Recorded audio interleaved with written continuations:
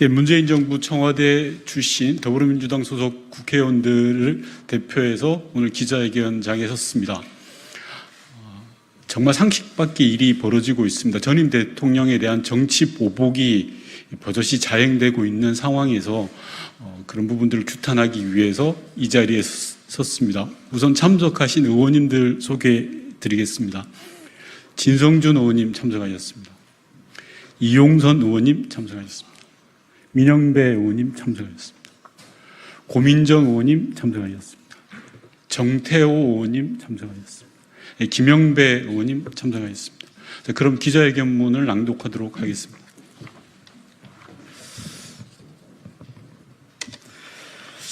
검찰은 정치보복 수사를 당장 중단해야 합니다.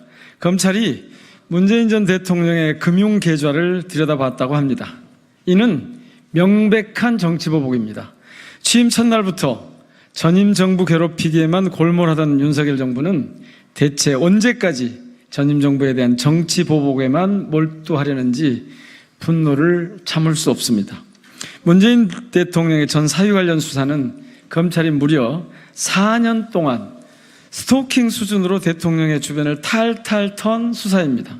전 사위뿐만 아니라 그 가족과 주변까지 괴롭히면서 아직도 결론을 내리지 못하고 있는 억지 수사입니다.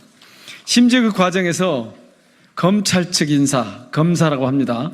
검찰 측 인사가 한 참고인에게 문재인 대통령을 잡아 넣어야겠다라는 말을 했다는 증언도 있습니다. 이번 사태를 통해 이 모든 불법 수사의 목적이 결국 전임 대통령 아니냐는 우려를 검찰 스스로 사실로 확인시켜주고 있습니다. 검찰은 처음부터 그림을 그려놓고 수사를 시작했습니다. 4년 동안 탈탈 털고도 그 그림에 맞는 퍼즐이 나오지 않자 이제는 전임 대통령을 모욕 주는 방식으로 여론몰이를 하고 있습니다. 이는 검찰이 원하는 대로 수사가 되지 않으면 늘상 쓰는 익숙한 패턴입니다.